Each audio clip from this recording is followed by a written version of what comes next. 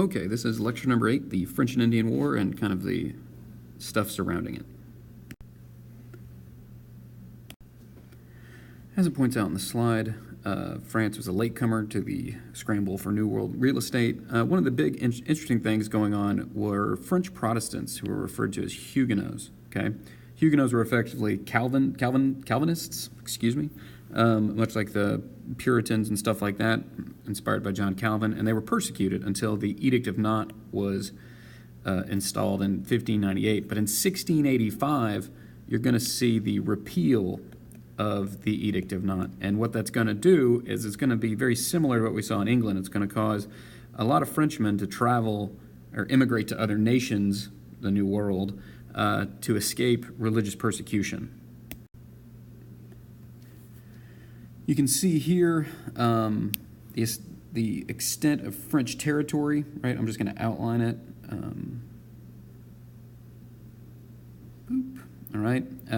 The father of New France is referred to as Samuel de Champlain. Robert La Salle is going to travel down the Mississippi River and establish New Orleans in 1708. So, as you can see, also it says in the notes, the French established friendly relations with the Native American tribes. So this is going to be the big difference between the French and, say, the Spanish and the English. Also, you'll notice, it's kind of hard now that I wrote on it, but the French are going to cut off any English penetration into the interior of North America. The government in New France was completely autocratic, as it points out here. It was controlled directly through the king. The population grew slowly. It says by the late 1750s, 60,000 or so whites were in New France. Landowning French peasants had little motive to move. The big important thing, right, is that it wasn't as large as, say, the Spanish in the New World or New Spain or the English in the New World. And so the French really set up these outposts more so, and they had a few big centers like New Orleans and Quebec and Montreal, but not the extent that you saw in the other colonial holdings. The major resource that the French were going for, like say the English and tobacco, was beaver pelts. Beaver pelts were used to make the famous tri-brim hats that were so popular back then. And so the famous cordons du bois, or woods runners, were around, they were fur trappers, and they would go into the interior and make friends with the Native Americans and start up fur businesses. You also had the voyageurs, I'm not exactly how to pronounce it, but they were also French fur trapper woodsmen, and these guys hired Native Americans to work with them in the fur trade. You can see from this map the extensive nature of all the French-held trading posts, and you'll notice that they encroach pretty closely upon English North America. The Jesuits came over, much like the Franciscan friars and stuff with the Spanish, to help save the Native Americans, either spiritually and or from the dangers of working with the cordons du bois or the other fur trappers. And now you're going to see the roots of what becomes the French and Indian War. You had several wars that occurred because of wars in England, and I should say wars in Europe. You had King William's War and Queen Anne's War, which are kind of part of the War of Spanish Secession. And these both took place in North America amongst the colonists. The reason it's important to note that it was amongst the colonists is because in the late 1600s, early 1700s, the European powers really didn't devote a lot of military resources to the New World.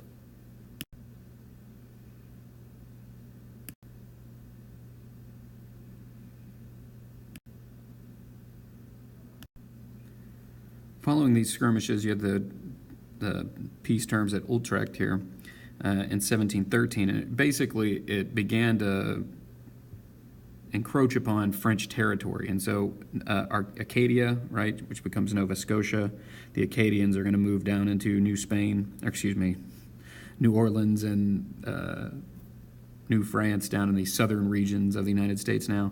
And that's where we get the term Cajun from, actually.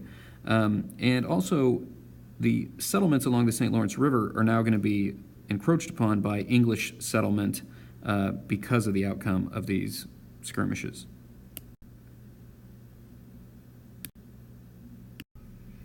So the Ohio River Valley becomes the chief point of contention here between the French and the British. The British colonists wanted it for westward expansion, right? The French wanted it because they wanted to link up their Canadian holdings, so Montreal, Quebec, with the lower Mississippi Valley and New Orleans. And also, the hope was that they would be able to keep the English from expanding and grow and eventually maybe take the English over. British colonists were determined, as it says right here, to fight for the economic security and supremacy. Now, I want to take note, this idea of these colonists were fired up about westward expansion, because when we get to the end of the war, the British are going to draw a line and say, hey, we can't expand past it, and so the colonists are going to feel, basically, they got swindled in the whole sort of deal. As you saw on the map earlier, the French are going to erect forts to control territory. Fort Duquesne here is going to be at the site of modern-day Pittsburgh, right? The point where the Allegheny, the Monongahela, and the Ohio rivers come together. Their old football stadium used to be called Three Rivers Stadium, right there. And in 1754, George Washington, right, is going to be sent to basically run the French off and to secure their claims, as it puts it right there in the notes. He's going to show up and find out that the French have no interest in running off. So the initial engagement Washington has, he's going to basically get some Native Americans on his side. They're going to rout the French, and they're going to run off. But as we're going to see, the French are going to come back with larger numbers and eventually force Washington to retreat. You might want to refer to this map in a little bit as we go forward, because some of this is going to deal with later battles. So, yet again, as I pointed out, the French and Indian War is part of the greater version of the 7 Years' War. All right, the 7 Years' War is going to be one of the first world wars. It's going to happen on several different continents. As you can see here, it's going to be in Europe, North America, South America, and even over here in Asia and India.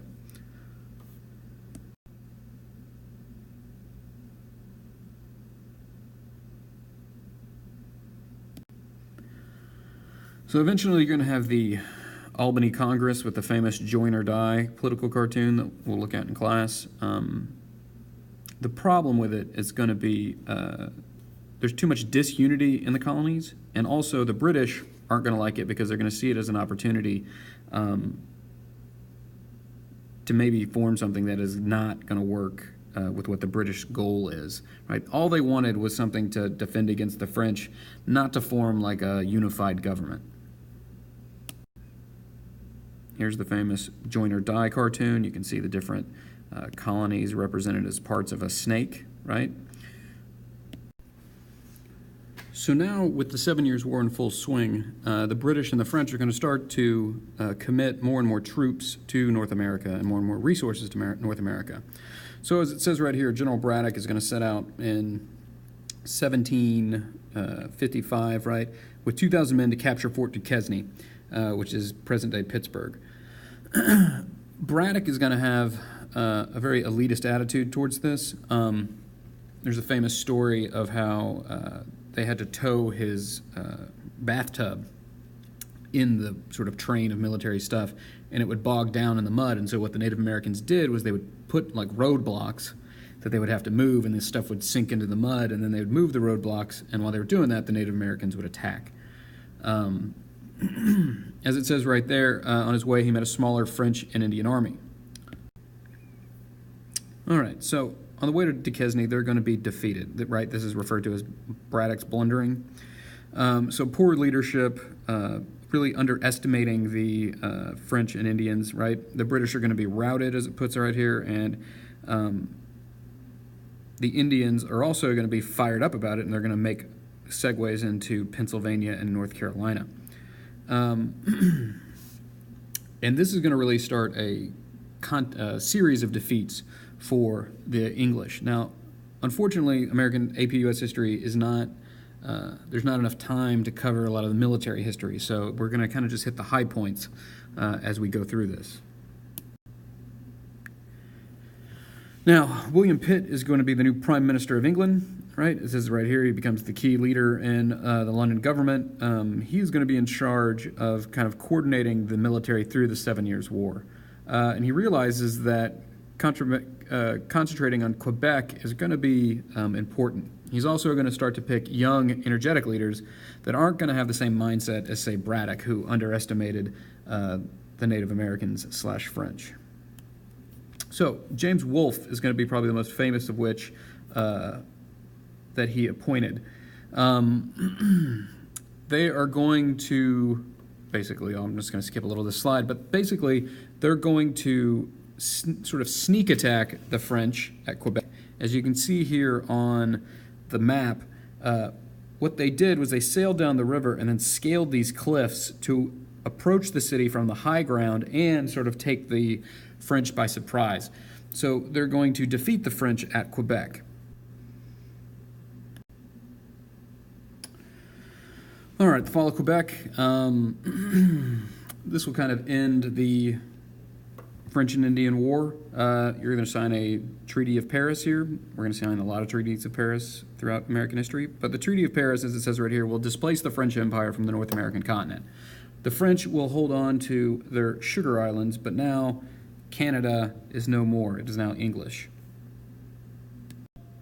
Now, besides the English getting Canada, the Spanish are going to get Louisiana, okay, including New Orleans. The British will emerge as the dominant power now in North America. Instead of being just hemmed in that one spot, they'll now have more territory in North America, and over this time they became the leading world naval power as well. So here you can see what had been French, right, this green, and now how it looks following the French and Indian War. Now, the proclamation line of 1763 here is going to be important as we go forward. So the major thing here with this restless colonist slide, the colonists had a little bit more sort of self-esteem, I guess is a good way to think about it. At the end of the war, you'd had 20,000 colonists fighting, right? The war shattered the British idea, the colonist idea that the British were invincible. Some of the colonists didn't support the war, and since this was either maybe outwardly by not supporting it or maybe monetarily not supporting it, that's going to raise questions from the British, and you're going to start to see the formation of this sort of ungrateful, the British are going to view the colonists as ungrateful and owing for their assistance in the French and Indian War. Even though it says right here that in a sense, history of the United States began with the fall of Quebec and Montreal, really what that's getting at is that provided an environment for the colonists to start to move towards the idea of unification. A lot of the threats that were there are no longer there. The Indian threats from Spain and stuff like that weren't there. You didn't have the French as a specter on the frontier. So now it was more of a homogenized British control, which also ends up being the problem as well. One of the outcomes of the French and Indian War is going to be Pontiac's uprising. So the Native Americans are going to be restless following the defeat of the French and Indians. And Chief Pontiac of the Ottawa tribe is going to lay siege to Detroit and then the majority of all the forts on the other side of the Appalachians. So some 2,000 soldiers and settlers are going to be killed. And it says right here, the British retaliated swiftly and cruelly with a primitive version of biological warfare. That primitive version was smallpox on blankets. Eventually, right, Pontiac's rebellion will die out, and Pontiac will be killed by a rival chieftain. Now, more important thing on this slide is this idea right here. The colonists are going to believe that they're open to take western lands that are on the other side of the Appalachian. But the proclamation line of 1763 is going to say no. And so Britain wanted to avoid another bloody Indian uprising, so they wanted to keep the Indians and the colonists separate. And as it says right here, colonists flouted that proclamation. They're going to go do what they want anyway, but they're going to resent the fact that the British are trying to hem them in. You can see the line here that runs along the Appalachian. And so they weren't moving into places that we'll refer to as Ohio or Kentucky or Tennessee or any of those places yet because of this. Well, they weren't officially doing it. They were doing it, but not officially. Lastly here, you can see the chronology of what happens with the war. Right, the big thing is it starts, they're kind of blundering through it with Braddock, right? Then Pitt brings in younger leaders. They win at Quebec. There's a lot of other battles in there, which ends the fighting.